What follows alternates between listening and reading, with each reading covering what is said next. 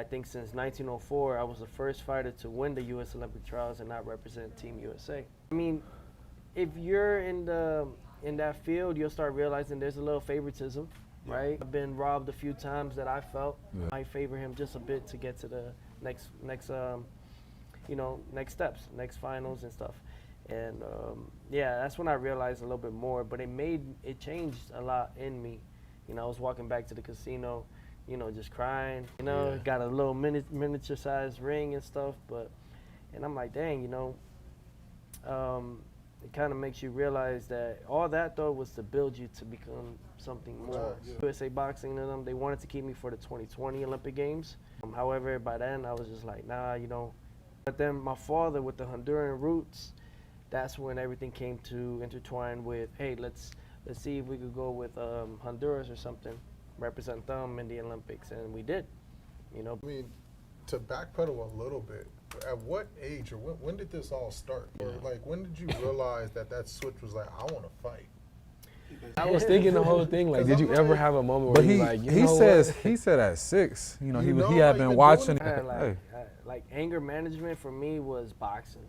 That was to control all that anger and stuff. Who did you look up to? I gotta say, Mike Tyson was one. I always felt like I had comparisons because that rage that he had. It's like you fight like a black. You fight like a black boy. That's right. From the waist down, everything, the way you move, you fight like, I'm like, yeah, because I was watching you. And honestly, you end up realizing and taking a lot of those pieces of those great fighters and champions, and you turn it into your own style. Well, the thing that got you, I don't know if a lot of viewers have seen your entire career, but I remember the specific fight, the Lomachenko. That was the introduction for sure. Actually, 2019, before COVID started to come into the world, bigger and badder actually. He was an IBF lightweight world champion, and we fought in Madison Square Garden the same night Crawford and Amir Khan fought. A lot of people thought I was gonna lose because this was not only a champion, but the heaviest and hardest puncher in the lightweight division.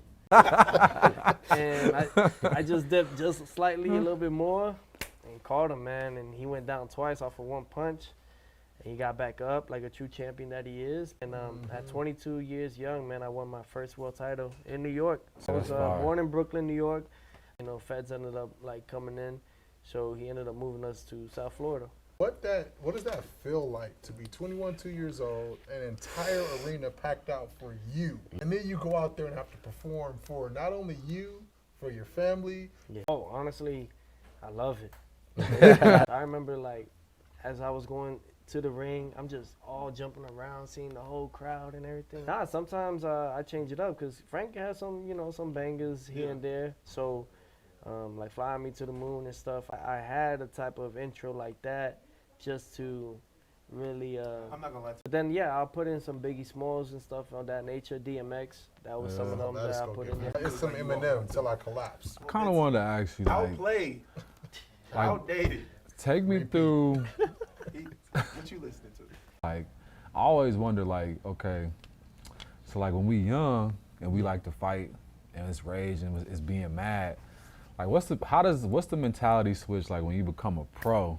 When you think about the whole arsenal of the game, it's like they're there to take your bread and butter. Yeah. So that was the same same aspect of it all. Okay. And so I'm mad for sure, but it's in a controlled substance way. Okay, who can I knock down and get me to my belt? Muhammad Ali used to grab you, right, and be like, I can't, man, you ain't throwing nothing, right there, right on your ears, man, my kid here ought to be. My hands registered. How you get it registered? My dog's here laugh with that one. Don't entertain T.O., man. Sometimes they're very critical on the whole jumping in the ring. You got to show some type of credentials or some type of resume. You got a high school bout. Hey, see, we can set that up. How do you feel about the influencer boxing world right now? I mean, I've heard so many, different takes. Do you think there is some positivity to it? Because it does seem like it's bringing a lot of viewers to the world of boxing. Not highlighting the right fighters, I think, but how would you, if you were able to, construct this whole business, how would you incorporate it to help it grow, but not be the forefront of what it's supposed to look like? So what I've noticed that from it all, the forefront, all of it, that boxing is the sport that gets everybody going to watch. So then even on the influencing side, they're coming into our world, you know, so now it will show you, right? But then on the aspect of the networks, they need views. They need things that are going up, because I noticed back then that when they started having Showtime, because Showtime boxing is no longer in the sport and HBO boxing is no longer, it was collapsing because they ended up putting Jake Paul into Showtime. And I was like, the views are going down. Boxers are not doing what they need to do. People are not as flamboyant as like Mayweather and stuff. So in a good way, on the business aspect of it, influencers coming into sport are keeping that algorithm up, right? However, it's just now the boxers need to realize, okay, now it's still to be our time to still keep that going in our way. So you got to roll with the punches, duck, weave, counter. Yeah, you gotta adapt for sure. If you can't adapt, so like now instead of having hundreds of boxers or 20 plus world champions that are, you know, eye-catching, now you've gotten down to like 10 or less, or maybe 8 or less. So, you know, now we got Mayweather and Tyson next year. Like pro boxers like Tank and what's the name fighting. I'm not saying it's a good thing, and I'm not saying it's a great thing. I'm just saying that it's for the money. You gotta get it's for the money, and it makes sense for the business. I know, especially when we got into the league, that was the first surgence of the real cross branding. Like, right, you get a commercial, and now you have NBA and NFL player, world of tennis, and then LeBron shows up to a tennis match. Oh, so now everybody that's in his world is watching tennis and doing different stuff. So kind of like in the sense of it resembles the same way with Taylor Swift now with you know, Travis Kelce. So it's all a marketing tool. Sacrifice the injuries, the amount of obstacles you have to endure, and then family, whether they doubt you or not, they care about making their money and how is it going to work and keep their business growing. Truthfully, think about it. Even the league, not the contact, not hard enough, you're actually going to increase the injury or the effects of having a trauma or a coma and stuff. We got to constantly try to tell ourselves to like pull off of it.